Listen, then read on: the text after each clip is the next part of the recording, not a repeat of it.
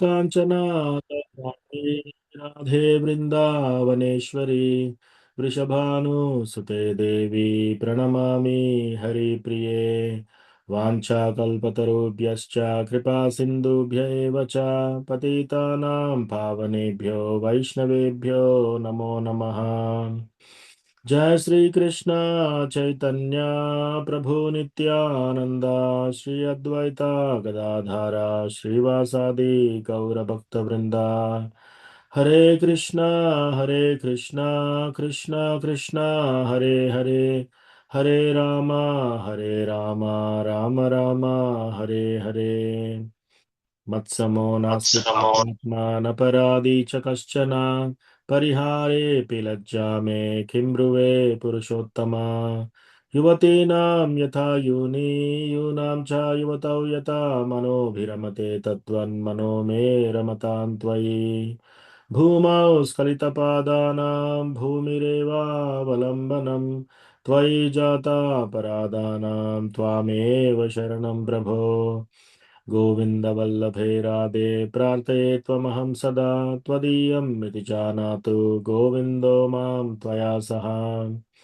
राधे वृन्दावनाधीशे करुणामृतवाहिनी कृपया निजपादाब्जा दास्यं मह्यं प्रदीयताम् त्रिनादपि सुनीचेन तरोरपि सहिष्णुना मानिना मानदेन कीर्तनीय सदा हरिः कथञ्चन स्मृते यस्मिन् दुष्करं सुकरं भवेत् विस्मृते विपरीतं स्यात् श्रीचैतन्यं नमामि तम् संसारदुःखजलदौ प्रतितस्य कामा क्रोधादिनक्रमकरे कवलीकृतस्य दुर्वासना निगडितस्य निराश्रयस्य चैतन्यचन्द्र मम देहि पदावलम्बम् चैतन्यचन्द्र मम देहि पदावलम्बम् ॐ नमो भगवते वासुदेवाय ॐ नमो भगवते वासुदेवाय ॐ नमो भगवते वासुदेवाय नारायणं नमस्कृत्य नरं चैव नरोत्तमं देवीं सरस्वतीं व्यासं ततो जयमुदीरयेत् नष्टप्रायेषु भद्रेषु नित्यं भागवत सेवया भगवति उत्तमश्लोके भक्तिर्भवति नैष्टिकी। हरे कृष्णा। हरे कृष्ण प्रभु जी, प्रणामाल प्रभु जी। हरे हरे कृष्ण कृष्ण प्रभु जी, प्रभु जी प्रणामाल प्रणाम। प्रभु जी। हरे हरे कृष्ण कृष्ण प्रभु जी प्रभु जी प्रणाम। प्रणाम प्रभु जी। धन्यवाद प्रणाम। हरे कृष्ण प्रभु जी प्रणाम। All the rest to Shri Hare Prabhupada. Krishna प्रभु जी प्रणाम प्रभु जी। ठीक। धन्यवाद प्रणाम। हरे हरे कृष्ण कृष्ण प्रभु प्रभु जी जी, प्रणामाल प्रणाम प्रभु प्रभु जी। जी।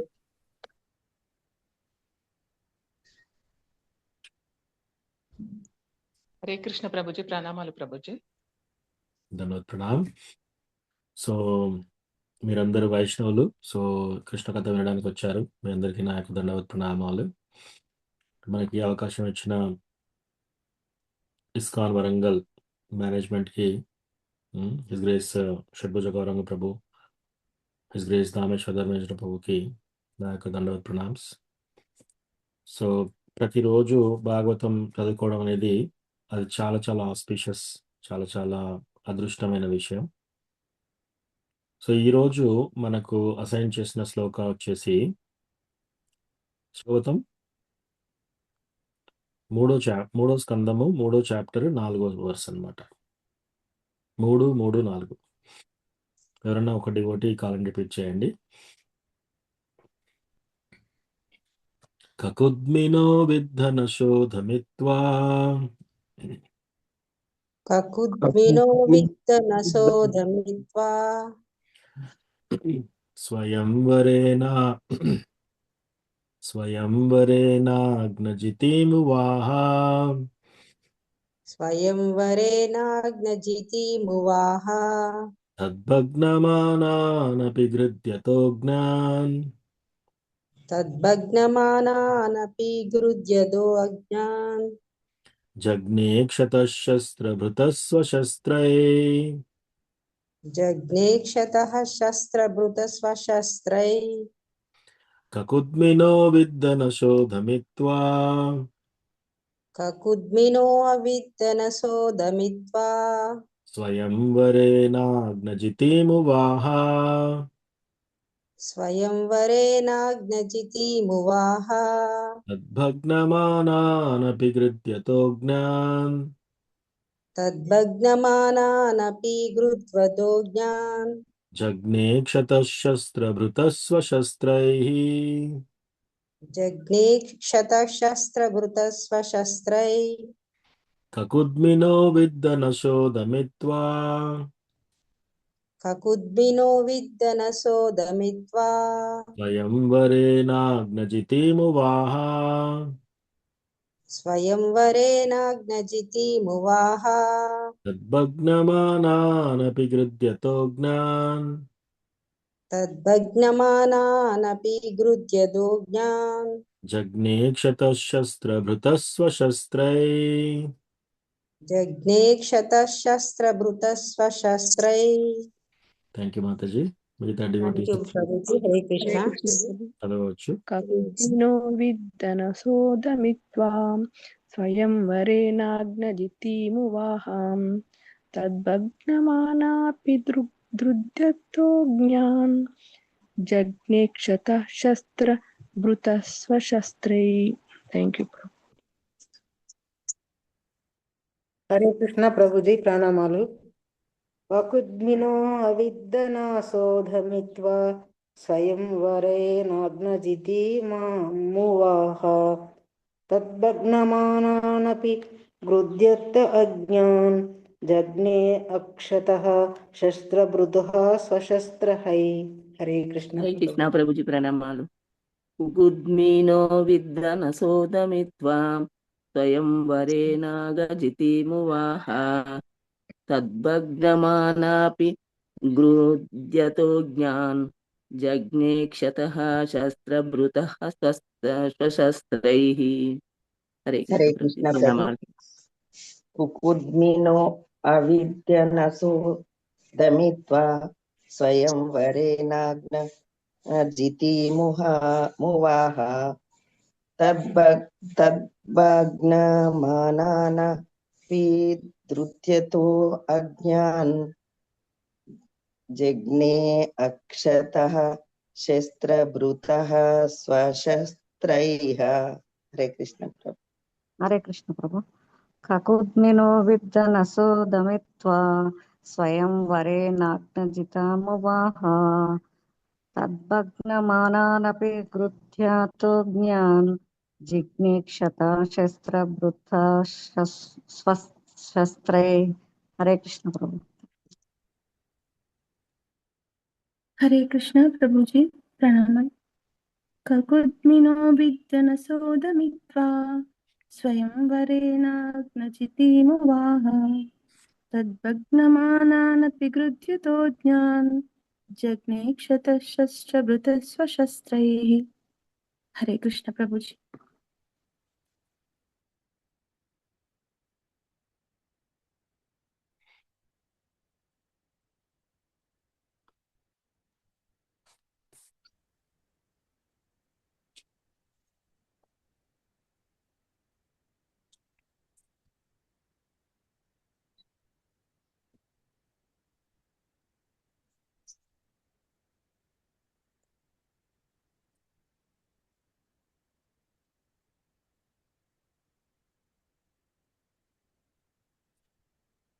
కకుద్మినో విద్దనశోధమిత్వా స్వయంవరేణాగ్నజితిమువాహ తద్భగ్నమానానపి గృధ్యతోజ్ఞా జగ్నే క్షతశస్త్రభృతः స్వశస్త్రైః.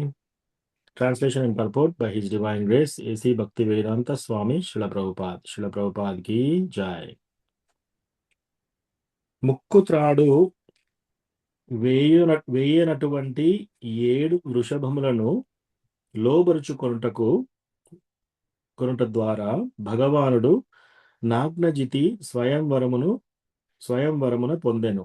భగవానుడే విజేత అయినప్పటికీ ప్రత్యర్థులు రాకుమారిని చేపట్టగోరిరి. ఆ విధముగా అచ్చట యుద్ధము చెలరేగెను. సర్వాయుధ సమన్వితుడైన శ్రీకృష్ణుడు వారందరినీ సంహరించేనే గాని లేదా గాయపరిచెను. సంహరించనే గాని లేదా గాయపరిచెను, తాను మాత్రం గాయపడలేదు.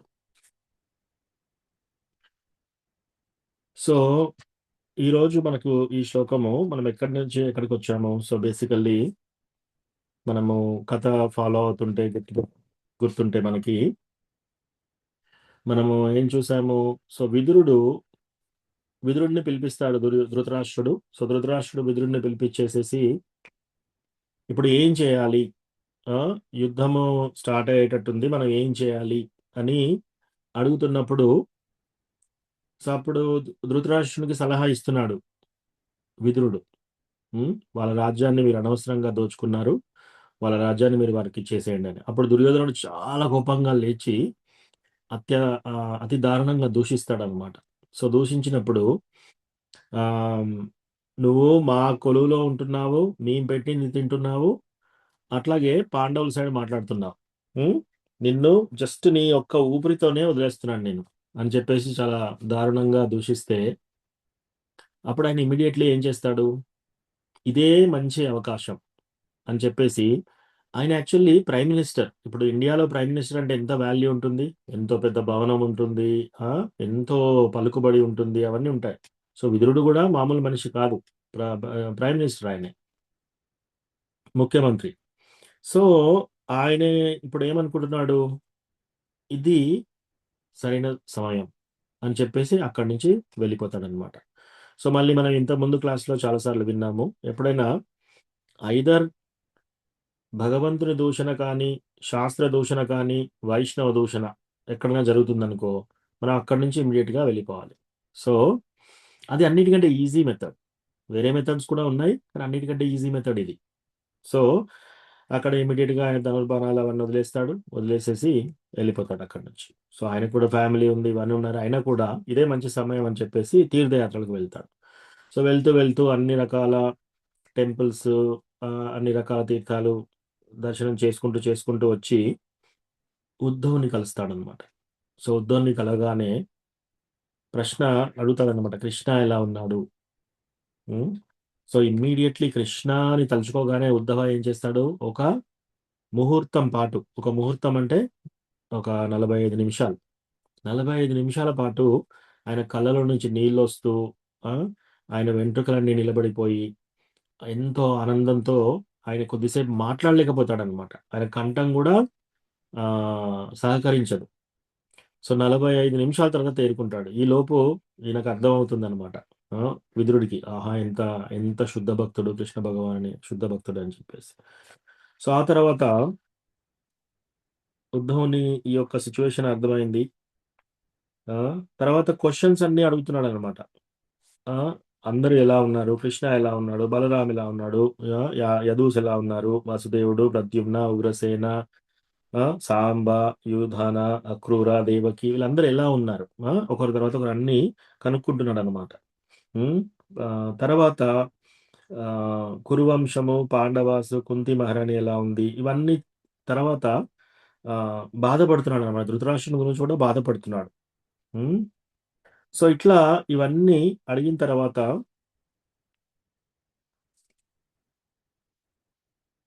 ఉద్ధవ అప్పుడు చెప్తున్నాడు అనమాట. కృష్ణ గురించి అడిగినప్పుడు ఆయన చెప్పి చిన్నప్పుడు ఏమేం చేశారు అనేది గుర్తొస్తుంది ఉద్ధవకి. కృష్ణ అతను ఏమేం చేశారు అవన్నీ అనమాట. సో అవన్నీ గుర్తు తెచ్చుకొని చాలా ఆనంద బాష్పాలు అవన్నీ వచ్చేస్తాయి. ఆ తర్వాత యాదవుల యొక్క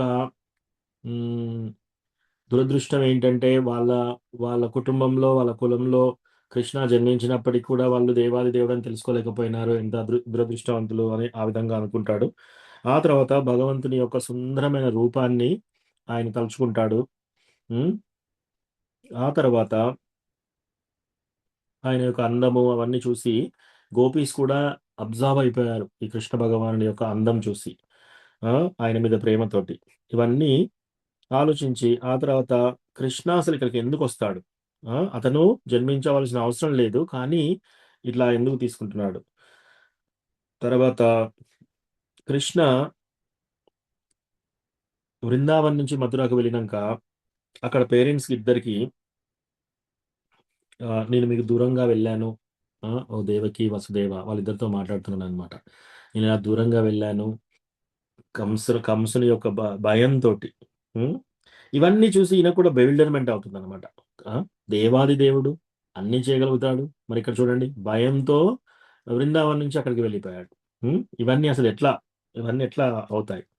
ఆ తర్వాత శిశుపాలుని ఎలా వధించాడు, ఆయనకు మర్సీ ఎలా ఇచ్చాడు, ఆ, ఇవన్నీ ఆలోచిస్తూ ఆలోచిస్తూ అబ్జర్వ్ అయిపోయి తర్వాత పూతనాకి ఆ, ఆ, ఏ విధంగా ఆమెను ఉద్ధరించాడు. ఆమె చంపుదామని చెప్పేసి డైరెక్ట్ గా రాకుండా ఇండైరెక్ట్ గా చంపుదామని వచ్చేసిన ఆమె కూడా అహోబకీయం స్తనకాలకూటం జిగాంశయాపాయేదప్యసాధ్వి లేభే గతిం దాతృచితాం తనోయన్ కంబా దయాళుం శరణం వ్రజేమా. సో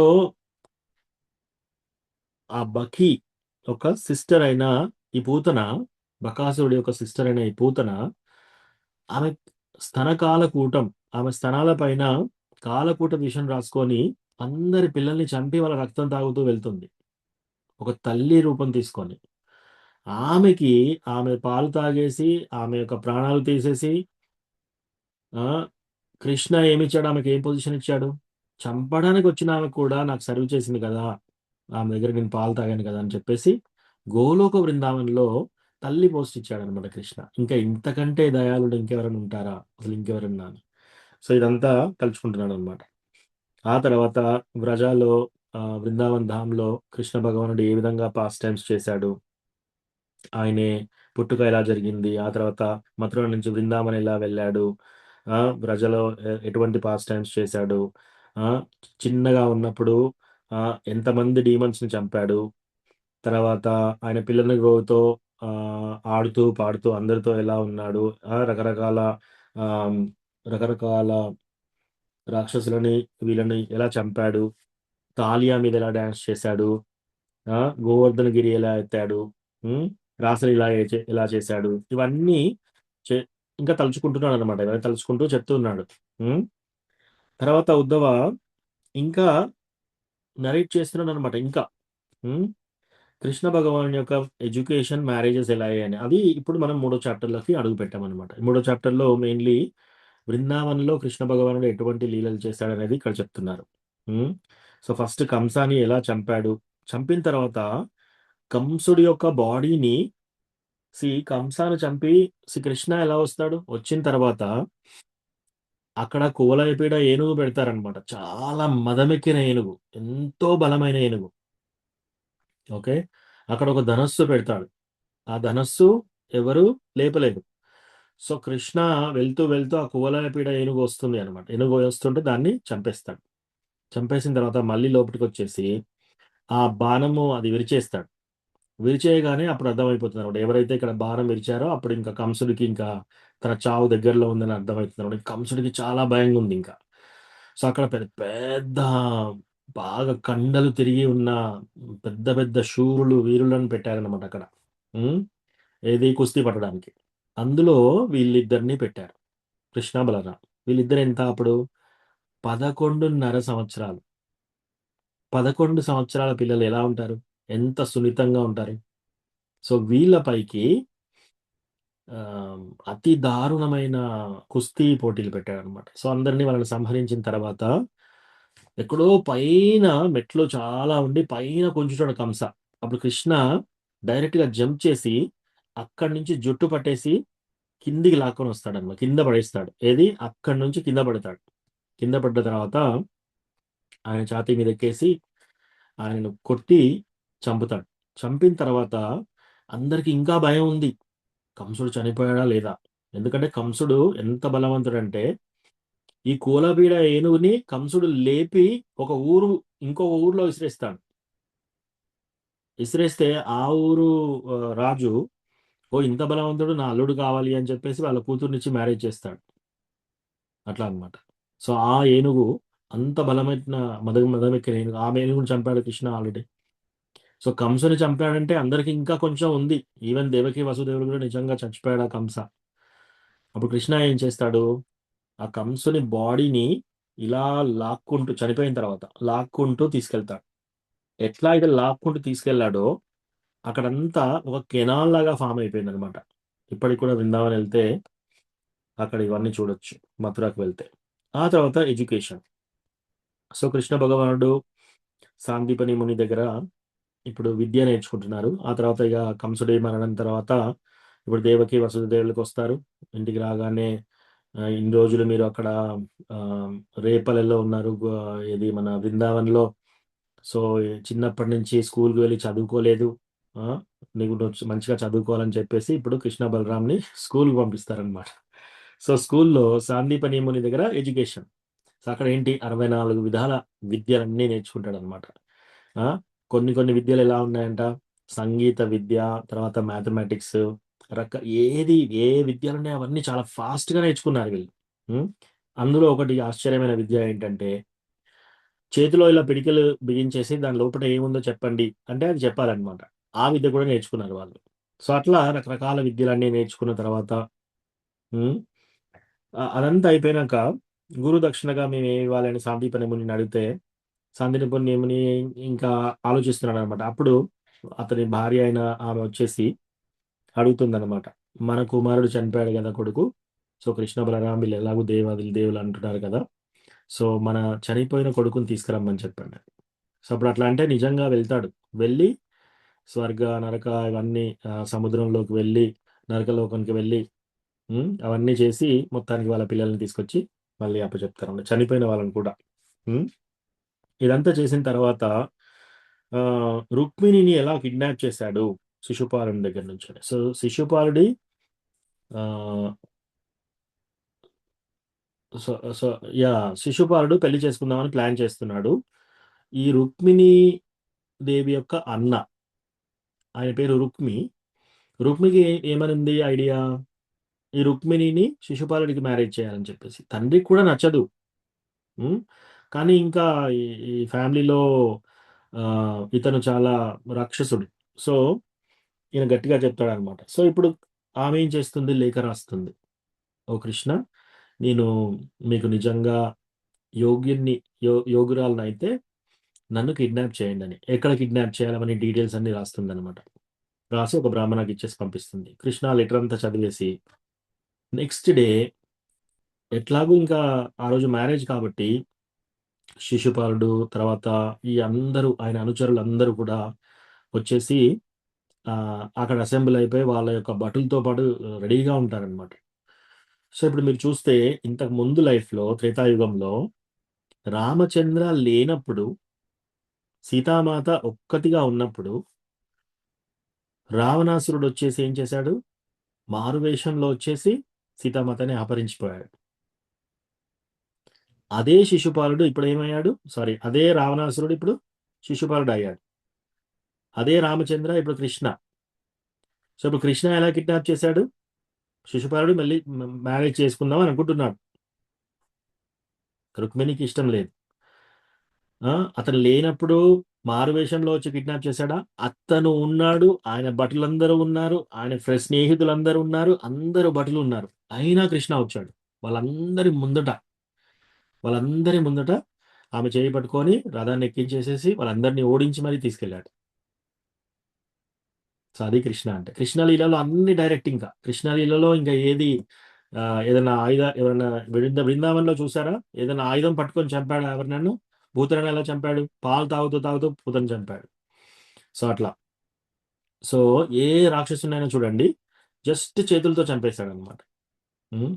సో రామచంద్ర యుద్ధం చేసి ఆయన లేనప్పుడు ఎలా చాటుగా కిడ్నాప్ చేశాడు రావణాసురుడు.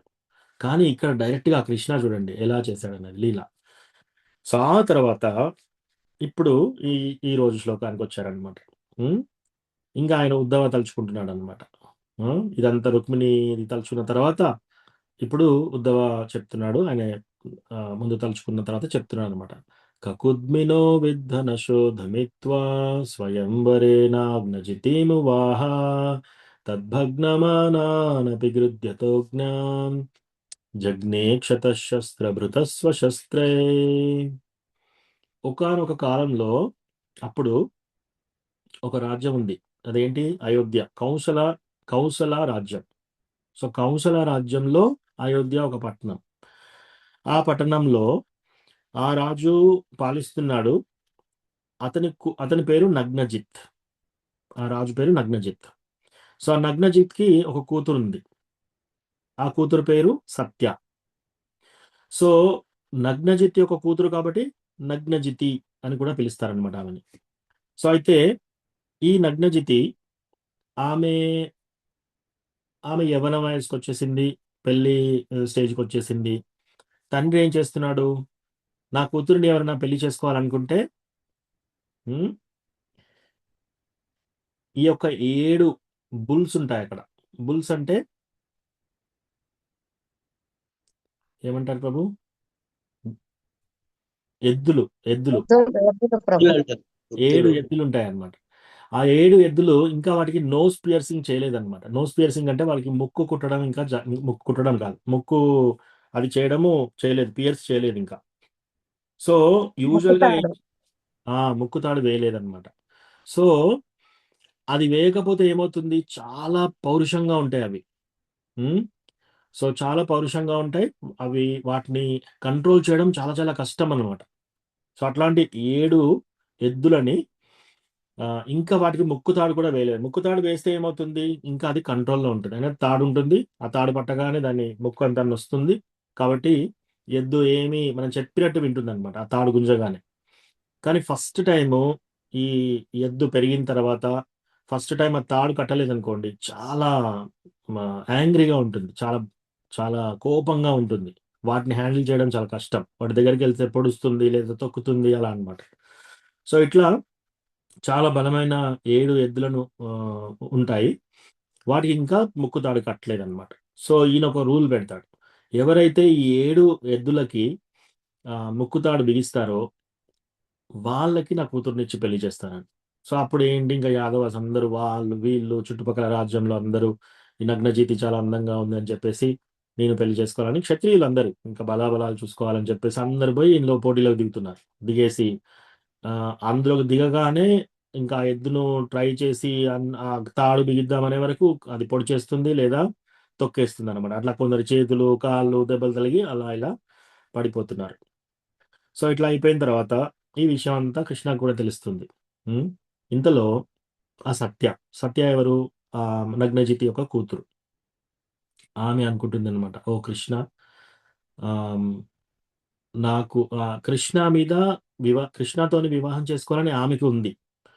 ఆ తర్వాత ఇంతలో ఈ విషయం తెలుసుకున్న తర్వాత కృష్ణ కూడా అక్కడికి వస్తున్నాడు. ఈ విషయం తెలియగానే అటు తండ్రి ఇటు కూతురు ఇద్దరు కూడా చాలా సంతోషంగా అవుతారనమాట. వావ్! ఆ! కృష్ణ అంటే దేవాది దేవుడు వాళ్ళకి అర్థమైపోతుంది. ఎస్పెషల్లీ నగ్నజీతికి తెలుసు. ఆ! సత్యకి. ఆమె అనుకుంటుందనమాట, ఓ కృష్ణ, నువ్వు దేవాది దేవుడివి. స్వయంగా లక్ష్మీదేవియే నీ యొక్క భార్య. ఆ! ఆ విధంగా ఉన్నప్పుడు మరి ఆమె కోరిక ఉంటుంది కృష్ణని వివాహం చేసుకోవాలని. నేను యోగురాలనే. ఓకే. సో మనకి టెంపుల్ దర్శనం వస్తుంది.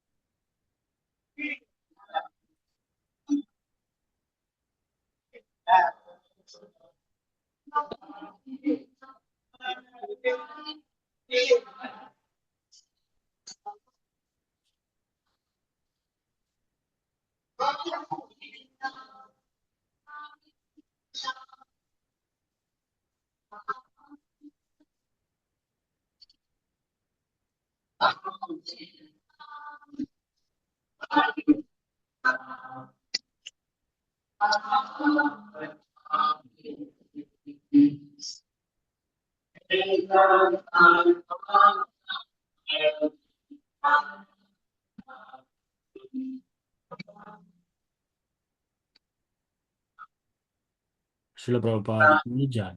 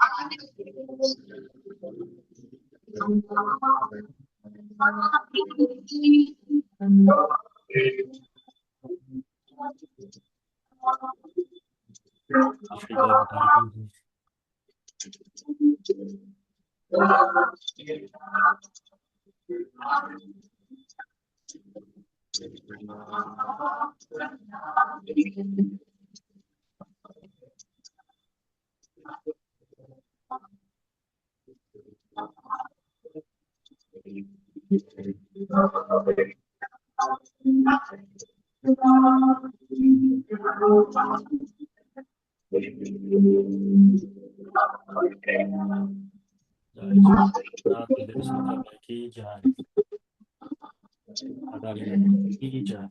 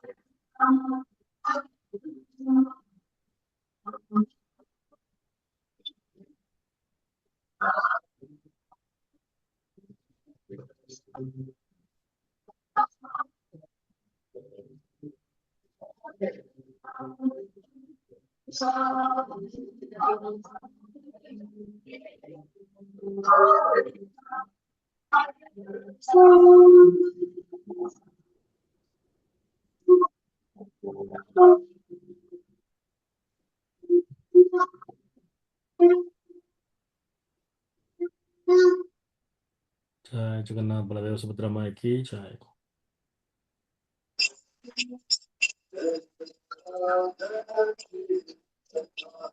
जय श्री श्री नरेला माधव की जय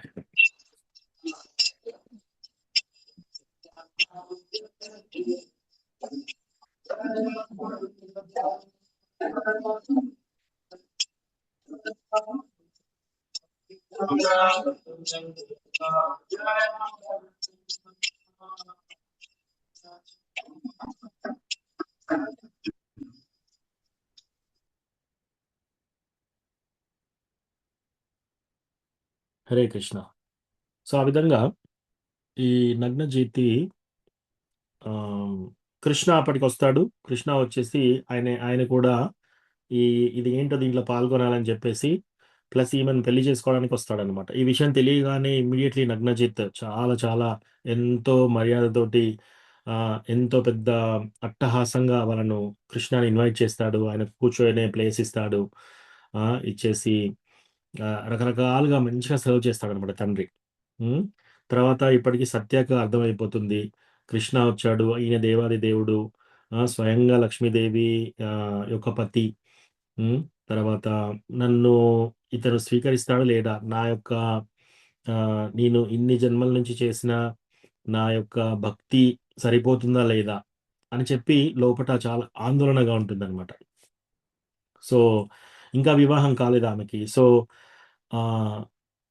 ఆ టైంలో ఆమెకు ఆ విధంగా ఉంది లోపట. కానీ అట్లా మెంటల్లీ ఆమె మనస్సులో ప్రే చేస్తుందన్నమాట.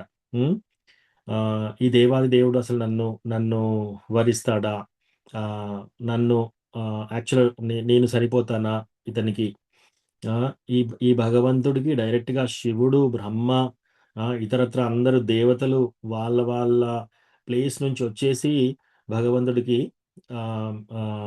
దండవత్ ప్రణామం చేస్తూ ఉంటారు. అట్లాంటిది ఇటువంటి గ్రేట్ దేవాది దేవుడైన కృష్ణ భగవానుడికి నేను సరితూగలుగుతానా? ఆమె చూడండి ఎంత హంబుల్‌గా అనుకుంటుందన్నమాట. సో, అట్లా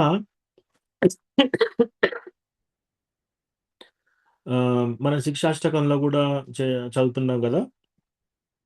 భగవ నన్ను తీసుకెళ్ళి భగవంతుని యొక్క పాద ధూళిగా కావాలి అని చెప్పేసి మనం ప్రేయర్ చేస్తుంటాం. అట్లా. సో, ఈమె అలా అప్రోచ్ అవుతుందన్నమాట. అప్పుడు భగవంతుడు ఈమెను యాక్సెప్ట్ చేయడానికొచ్చాడు. వచ్చేసి ఇంకా అప్పుడు కృష్ణ మాట్లాడుతున్నాడన్నమాట. కృష్ణ ఏమంటున్నాడు? ఆహ్, ఓకే. నేను వివాహం చేసుకోవడానికొచ్చాను కానీ నేనేమి చేయలేను మీకు. నేనేమి ఇవ్వలేము. మా మా మా యొక్క రాజ్యంలో ఇటువంటి వివాహం ఏమైనా చేసుకుంటే వాళ్ళేమి ఇవ్వరు మీకు. ఉత్తగా అంటున్నాడనమాట. ఈవెన్ ఆయన ఏమంటున్నాడు? నేను ఈ ఈ పోటీలో కూడా నేను పాల్గొనను అని టెస్ట్ చేద్దామని అంటున్నాడనమాట. అంటే అప్పుడు నగ్నజిత్ అంటాడనమాట. ఆహ్, సో, నేను ఆల్రెడీ ప్రకటన చేశాను. ఆహ్, నగ్నజితి నా యొక్క కూతురైన సత్యాన్ని ఎవరైనా వివాహం చేసుకోవాలంటే వాళ్ళొచ్చేసి ఈ 7 ఆహ్, ఎద్దులని తాడు బిగించాలి. వాళ్ళ ముక్కు తాడు వేయాలి అని చెప్పేసి. సో, ఇట్లా అంటే ఓకే. ఆయనకి ఒక వావ్ ఉంది. అంటే ఇదొక శపథంలాగా తీసుకున్నాడు. సో, అట్లా అని చెప్పేసి ఇంక కృష్ణ ఏం చేస్తాడు? అందులోకి వెళ్తాడు. అందులో మొత్తము 7 ఎద్దులుంటాయన్నమాట. అందులోకి వెళ్ళి ఈ కృష్ణ ఒకే కృష్ణ 7 కృష్ణలుగా మారతాడన్నమాట. 7 కృష్ణలుగా మారి చాలా ఈజీగా వెళ్ళేసి ఆ తాడు వాటికి బిగించేసేస్తాడు. ముక్కు తాడు బిగించేసేస్తాడు. చేసేసిన తర్వాత చాలా అవలీలగా ఎంత ఈజీగా అంటే అంత ఈజీగా చేస్తాడన్నమాట. ఒక చిన్న పిల్లలు ఒక బొమ్మలతో ఎలా ఆడుకుంటారు ఆ విధంగా చేశాడన్నమాట. ఇంతలో ఇంకా తండ్రి చాలా హ్యాపీ అయిపోతాడు. హ్యాపీ అయిపోయి తన కూతురైన సత్యాన్నిచ్చి వివాహం చేస్తాడు. సో, వివాహం చేసేసి ఇంక అప్పటికి మొత్తం సెలబ్రేషన్స్ అన్నమాట. మొత్తం ఊరంతా ఇంకా నగరమంతా సెలబ్రేషన్స్. రకరకాల కెటిల్ డ్రమ్స్ అవి ఇవి వాయిస్తున్నారనమాట. Conch shells, శంకులు ఊదుతున్నారు. తర్వాత డ్రమ్స్ వాయిస్తున్నారు. అంతటా మ్యూజిక్స్, పాటలు అంతటా బ్రాహ్మణాస్ అందరూ బ్లెస్సింగ్స్ ఇస్తున్నారు. అట్లా అందరూ చాలా చాలా రంగురంగుల గార్మెంట్స్ అన్ని డ్రెసెస్ వేసేసుకొని చాలా ఒక పండగలాగా వాతావరణం అయిపోయిందనమాట. ఆ తర్వాత ఈ నగ్నజిత్ చాలా సంతోషంగా వరకట్నం ఇస్తున్నాడు. చూడండి వరకట్నం ఎలా ఇచ్చాడో. 10,000 ఆవులనిచ్చాడు. చాలా మంచి ఆవులను 10,000. తర్వాత 3,000 ఎంతో అందంగా ఉన్న చాలా మంచిగా కట్టుబాట్లు ఉన్న మెయిడ్ సర్వెంట్స్ అంటే ఎప్పుడైనా ఒక ప్రిన్స్ వివాహం చేశారనుకోండి. ఎవరన్నా యువరాణికి వివాహం చేశారనుకోండి. ఆ యువరాణితోటి పని మనుషుల్ని పంపిస్తారనమాట. 3,000 చాలా అందమైన పని మనుషుల్ని వాళ్ళు పని మనుషులు కూడా ఎలా ఉన్నారు? రకరకాల ఆర్నమెంట్స్ వేసుకొనున్నారు. రకరకాల నగలు వేసుకొని అవన్నీ వేసుకొనున్నారనమాట. 3,000 మందిని పంపిస్తాడు. అట్లాగే 9,000 ఏనుగులను పంపిస్తాడు. 9,000 ఏనుగులు ప్లస్ పవర్ ఉంటుంది వాటికి. ఏది? రాయల్ పవర్ అంటే ఏంటి? ఆ రాజ్యంలో ఒక రాజు కింద ఎంతో పవర్‌ఫుల్ ఏనుగులనమాట. అవి 9,000 ఇస్తాడు. తర్వాత 9,00,000 రథాలనిస్తాడు. 9,000కు ఇంకా 100 రెట్లైన రథాలు. అంటే 9,00,000 రథాలనిస్తాడు. ఈ 9,00,000 రథాలకి ఇంకా 100 రెట్లైన 9,00,00,000 గుర్రాలనిస్తాడు. చూడండి. తర్వాత ఇంతకు 100 రెట్లైన సర్వెంట్స్ అంటే సేవకులను వాళ్ళు కూడా అన్ని పనుల్లో చక్కగా ఉన్న వాళ్ళని అంటే ఇప్పుడు 9,00,00,000 గుర్రాలకి 900 కోట్ల సర్వెంట్స్‌నిచ్చారు. పని మనుషులు అంతమందిని. సో, ఇది డౌరీగా ఇస్తాడనమాట. ఇది వరకట్నంగా ఇచ్చేసి ఆ రాయల్ ట్రెడిషన్‌గా చక్కగా పెళ్లి చేసేసి క్షత్రియ ఎలాబరేట్‌గా ఇవన్నీ ఇచ్చేసి చాలా మంచిగా వివాహం అవుతుంది. వివాహం అయిపోయిన తర్వాత కృష్ణ తర్వాత సత్య వీళ్ళిద్దరిని ఇచ్చి ఇంకా ఇప్పుడు ద్వారకాకి తీసుకొని వెళ్తున్నాడనమాట. సో, వెళ్ళేటప్పుడు ఇమ్మీడియేట్‌లీ ఒక పెద్ద ఇప్పుడు ఎవరెవరైతే వచ్చి ఇంతకుముందు ఈ సత్యాన్ని పెళ్లి చేసుకోవాలనుకునే యువరాజులందరూ ఉంటారు కదా! వాళ్ళందరూ ఇప్పుడు వాళ్ళ రాజ్యాలు వాళ్ళ భటులనందరిని తీసుకొని సైన్యాలన్నీ తీసుకొని అటాక్ చేస్తున్నారు వీళ్ళని. సో అటాక్ చేస్తుంటే ఇప్పుడు కృష్ణ ఇప్పుడే మ్యారేజ్ అయిపోయి ఇంకా డిస్టర్బెన్స్లు ఎందుకులే అని చెప్పేసి అప్పుడు అర్జున దిగుతాడు. ఇంకా అర్జున దిగేసి ఆయన గాంధీవం పట్టుకొని వీళ్ళందరినీ ఓడిస్తాడు. ఓడించేసేసి వాళ్ళందరినీ వెనక్కి నెట్టేస్తాడు అనమాట. ఆయన బాణాలతోటి ఓడించేసి నెట్టేస్తాడు. ఎవరిని సంహరించాడు, నెట్టేస్తాడు. ఈలోపు కృష్ణ చక్కగా వెళ్ళి ద్వారకా చేరుకుంటారనమాట. సో అట్లా ఇంకా అటు వెళ్ళిన తర్వాత కృష్ణ భగవానుడు ద్వారకాకు వెళ్ళిన అక్కడ అందరూ మంచిగా రిసీవ్ చేసుకుంటారు. ఇప్పుడే మ్యారేజ్ చేసుకొని వచ్చాడు కదా, సో కృష్ణ ఆయన అందరూ చక్కగా ఆహ్వానించి ఇప్పుడు ఇచ్చిన ఇంతమంది సైన్యము, ఏనుగులు, రథాలు, గుర్రాలు, ఇంతమంది పని మనుషులతో భగవంతుడు డైరెక్ట్గా ప్యాలెస్కి వెళ్తాడనమాట. సో ఇందులో కృష్ణ బేసికల్లీ ఆ 7 మందిగా ఎందుకు విభజన చేసుకున్నాడు అంటే, ఈ నగ్నజీతికి, సత్యకి చెప్పడానికి. అంటే కృష్ణకి ఆల్రెడీ ఇంతమంది భార్యలున్నారు. మరి నాతో టైం స్పెండ్ చేస్తాడా లేదా అనే డౌట్ వస్తుంది కదా. సో కృష్ణ ఎంతమంది పెళ్లి చేసుకున్నా సరే వాళ్ళందరితోటి కృష్ణ ఎల్లప్పుడూ ఉన్నాడు. సో కృష్ణ ఆల్రెడీ ఇప్పుడు 10 మంది భార్యలుంటే 10 మంది దగ్గర ఉండి తర్వాత మెల్లగా వస్తాడు, అట్లా కాదు.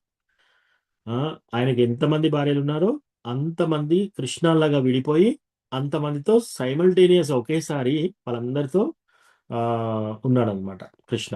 సో అది చెప్పడం కోసం 7 కృష్ణలాగా విభజించాడనమాట. సో అట్లా. ఇంకోటి, ఈ సత్య యొక్క ప్రేయర్ చూడండి, ఆమె యొక్క భక్తి చూడండి. ఆమె భక్తి ఏమనుకుంటుంది, నేను కృష్ణని పెళ్లి చేసుకుంటాను ఇట్లా కాదు. అసలు కృష్ణ నన్ను స్వీకరిస్తాడా లేదా, నేను నేను చేసిన ఈ తపస్సులు, నేను చేసిన ఈ యొక్క స్పిరిచువల్ ప్రాక్టీసెస్ ఇవన్నీ కృష్ణకి నాకు ఇంకా కృష్ణ యోగ్యత లభించిందా లేదా, ఇవన్నీ ఆమె అలా అనుకుంటుంది అనమాట.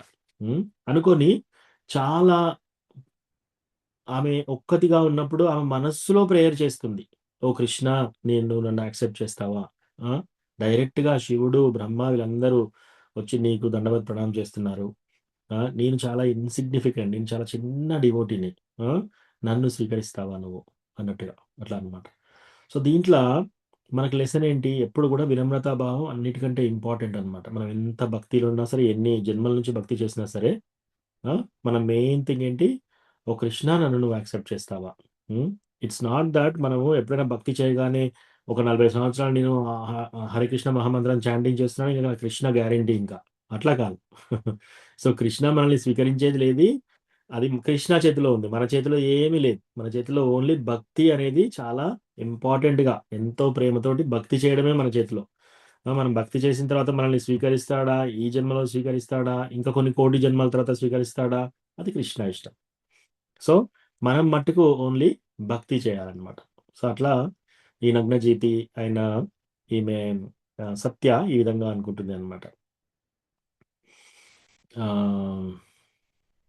సో ఈ విధంగా చక్కగా ఈ మ్యారేజ్ అవుతుంది. సో ఇది తలుచుకుంటున్నాడు ఎవరు, ఉద్ధవ. ఈరోజు శ్లోకంలో మనకు బేసికల్లీ చెప్పింది ఇది. సో ఇప్పుడు మళ్ళీ ఒకసారి ఇది చదువుతాను, ఒకసారి శ్లోకం చదువుతాను, దీంట్లో మనకు అర్థమవుతుంది. చూడండి. కకుద్మినో విద్ధన శోధమిత్వా స్వయంవరేనాగ్నజితీమువాహ తద్భగ్నమానానపి గృధ్యతో జ్ఞాన్ జగ్నే క్షతశస్త్రభృతస్వశస్త్రై. ముక్కు త్రాడు వేయనటువంటి 7 వృషభములను లోబరుచుకొనుట ద్వారా భగవానుడు నాగ్నజితిని స్వయంవరమున పొందెను. భగవానుడే విజేత అయినప్పటికీ ప్రత్యర్థులు రాకుమారిని చేపట్టగోరిరి. ఆ విధముగా అచ్చట యుద్ధము చెలరేగను. సర్వాయుధ సమన్వితుడై శ్రీకృష్ణుడు వారందరినీ సంహరించేనే గాని లేదా గాయపరచను, తాను మాత్రం గాయపడలేదు.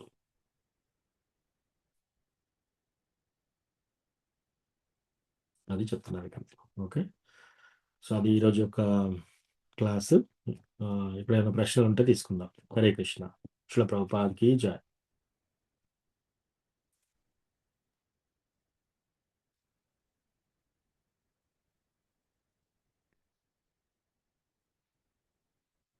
సో ఈరోజు శ్లోకంలో కానీ ఏమైనా ప్రశ్నలు ఉంటే చెప్పండి, లేదా జనరల్ క్వశ్చన్స్ ఏదైనా ఉన్నా కూడా ఇప్పుడు డిస్కస్ చేయొచ్చు.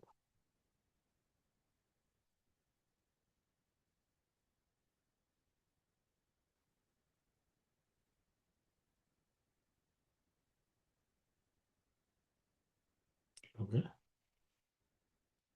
ఓకే అందరూ మీట్లో ఉన్నారు. ఏం ప్రశ్న లేకపోతే ఇక్కడ ఆపుదాము. వాంఛాకల్పతరుభ్యస్య కృపా సింధుభ్యేవ చ పతితానాం పావనేభ్యో వైష్ణవేభ్యో నమో నమః. అనంతకోటి వైష్ణవృందికి జై. శ్రీల ప్రభుపాదికి జై. Hare Krishna. Thank you, Prabhuji. Hare Krishna. ధన్యవాద ప్రణామం. హరే కృష్ణ ప్రభుజీ. థ్యాంక్ యూ ప్రభు. ధన్యవాదాలు ప్రభు. హరే కృష్ణ. ప్రణామాలు ప్రభుజీ. హరే కృష్ణ. ప్రణామాలు చెప్పు ప్రభుజీ. हरे कृष्णा प्रभु जी दंडवत प्रणाम प्रभु हरे ధన్యవాద कृष्णा ప్రణామం. हरे कृष्णा ధన్యవాద ప్రణామం ప్రభుజీ. హరే కృష్ణ. हरे कृष्णा థ్యాంక్ యూ ప్రభు. హరే కృష్ణ ప్రభుజీ. ప్రణామాలు ప్రభుజీ. ధన్యవాద హరే కృష్ణ ప్రభుజీ. ప్రణామాలు ప్రభుజీ. ప్రణామం. హరే కృష్ణ ప్రభు. ధన్యవాదాలు. ధన్యవాదాలు. ధన్యవాద ప్రణామం.